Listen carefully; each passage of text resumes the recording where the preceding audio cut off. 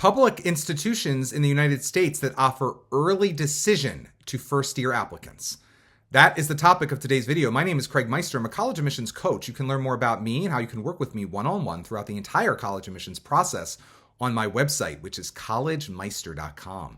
And if you're interested in learning about whether or not you are or your student is on track for selective college admission in the United States of America, I encourage you to go over to my free 3-minute online assessment at areyouontracktogetin.com. Again, that's areyouontracktogetin.com. It only takes 3 minutes to complete, and your results will be emailed to you right away, and they will help you determine whether or not you are or your student is on track for selective college admission in the United States of America. So the fact of the matter is, early decision is an admissions plan where you apply usually by an early deadline in the fall. Usually it is November 1st, but in some rare cases it can be even October, but usually it's November 1st. And this is during your 12th grade year in high school. And you then will hear from that college in roughly a month and a half. You'll get your admissions decision in the middle of December, sometimes even early December. And if you get in early decision, you have to go. That's basically what you sign the contract that says, and you sign that, your parent signs that, as well as your high school counselor signs that, saying that if you get in early decision, you will send no more applications or transcripts to other schools for regular decision, and you will attend and you'll be done, and you're going to definitely show up the next August or September to go to that university for the next 4 years, or that college for the next 4 years. If you don't get in early decision, then sometimes you get deferred to regular decision, at which point you're no longer binded to attend if you get in regular decision, and or you get rejected. Not and or you get rejected, in which case they don't want to hear from you again, and you've been rejected at least for that admission cycle. Maybe you can apply in the future in some way, shape, or form, but ultimately it's over for you if you get rejected. In some other cases, they can encourage you to apply ED2, or they can say, will you come to our Rome campus or Athens campus or London campus for a year and then you can, or semester, and then you can come join us later. But usually all those things, again, do not come with the binding nature of what is a typical early decision offer. When you get offered, you have to go, basically. There are some carve-outs for if your financial situation changes, or if your financial need is not met and you applied for need. There are ways out of it, particularly for American and legal resident college applicants. Much harder to really get out of it gracefully as a full pay student, either American or international. So that's sort of the background on early decision. But most institutions that offer early decision are private institutions, because ultimately early decision is a yield protection program for the institution, the college or university that is using it. Early decision helps the admissions team guarantee a certain number of students will definitely show up and pay for attending that university for the next 4 years. When they know for sure that you are going to definitely attend, or 98% of the time definitely going to attend, then that really allows that institution to manage better who they're accepting in later rounds or other rounds, whether it be early action, rolling, priority, or regular admission, to the point where they can, in the admissions offices at such institutions, do a much better job of rejecting far more students so that the school becomes far more selective appearing. The overall acceptance rate will drop, but the regular acceptance rate will be very low, while the early decision acceptance rate, in many cases at many institutions that offer early decision, the early decision acceptance rate is anywhere between 2 and 4 times higher than the regular acceptance rate. So if your dream is to go to a particular college and that college offers early decision, and you can afford it, or you know that or have a very high degree of confidence that you'll get the need-based aid that you need from that institution after doing the research into that school's need-based policies and other sources of funding for you and your family, and that's your dream school, early decision is usually, if not always, the best statistical chance you have of getting into a particular college or university. And so from the student perspective, they love it because I have a better shot at getting into my dream school, and I get to hear before the winter break of my 12th grade year. It's a win-win. That's like really exciting from the perspective of the student. From the perspective of the college or university, it's a win-win because they guarantee a certain number of students show up and pay to attend. And for those students, they throw the fig leaf of, we'll give you a higher acceptance rate because you're the the people who love us the most. So we'll give you a higher acceptance rate because we want people who love us to attend anyway, right? So it's a win-win. And then on top of that, they get to be merciless with rejecting everyone else that they possibly can to pull down their acceptance rate as low as possible, so that their yield will increasingly look very impressive to individuals. But on top of that, once a college has a lower acceptance rate, it looks like it's a more in-demand institution. Higher quality students start applying in the future. The institution can brag about the fact that oftentimes it's getting more applications concurrently. So there's a lot of benefits from the perspective of the university or college.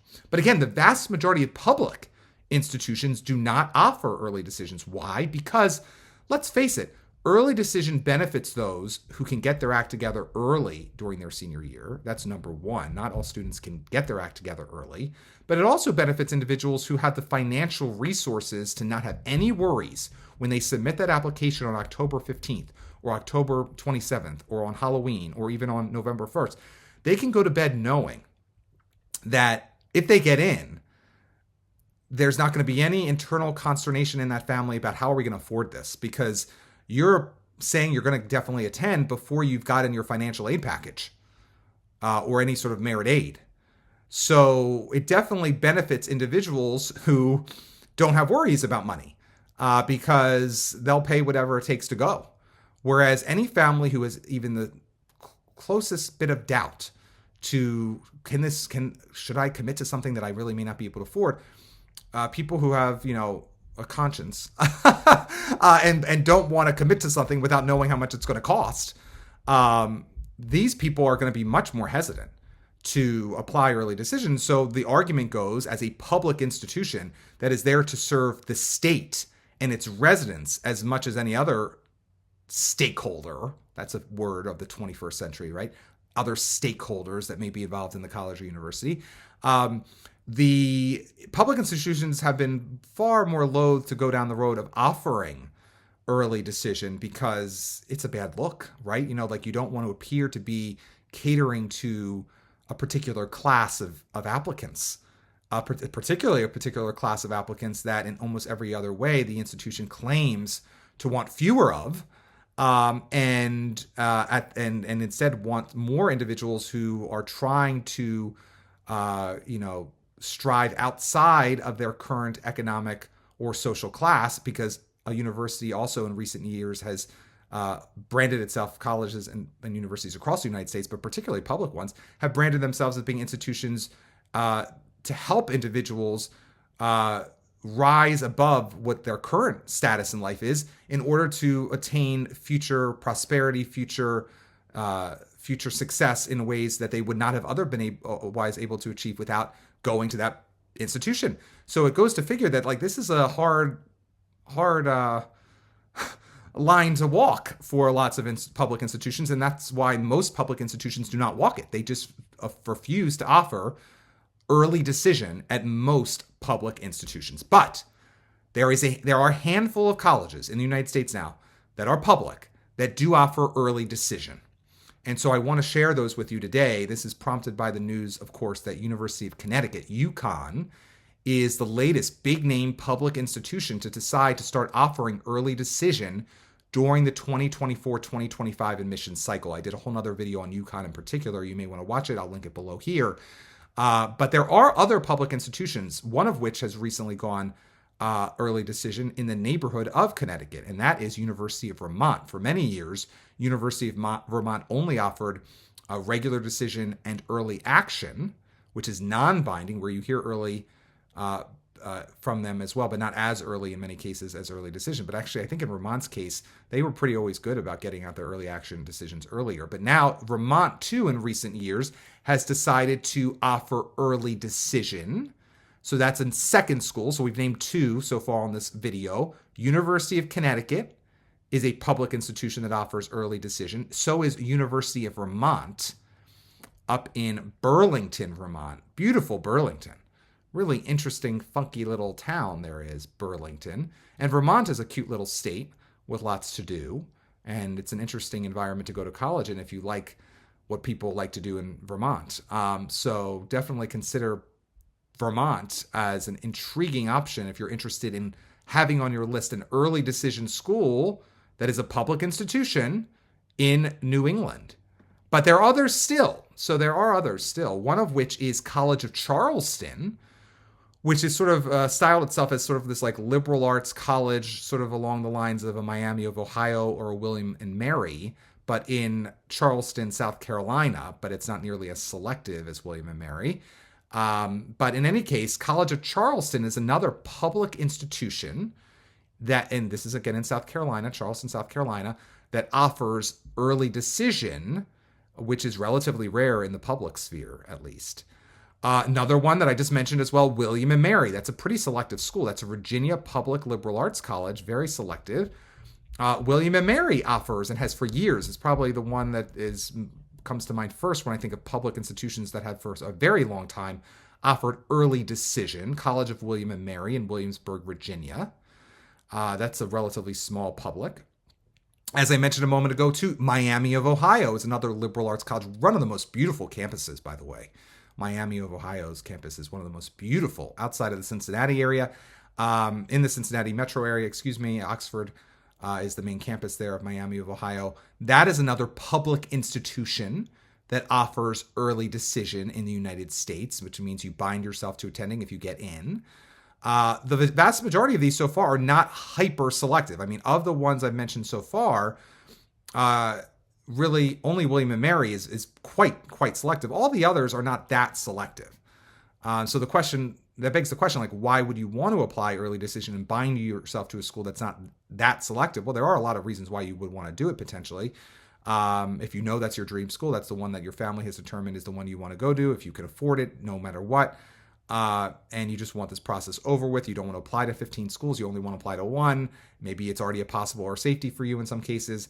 Or maybe it is a reach, and for you it is a reach, and you're trying to increase your chance as much as possible of getting in, and you want to hear soon. So there are a lot of reasons why you would want to apply to a school that's not that selective, that offers early decision. But in many people's minds, they want to apply to the most selective college on their list, early decision. But of course, everyone's value system is different, so that's not always the case.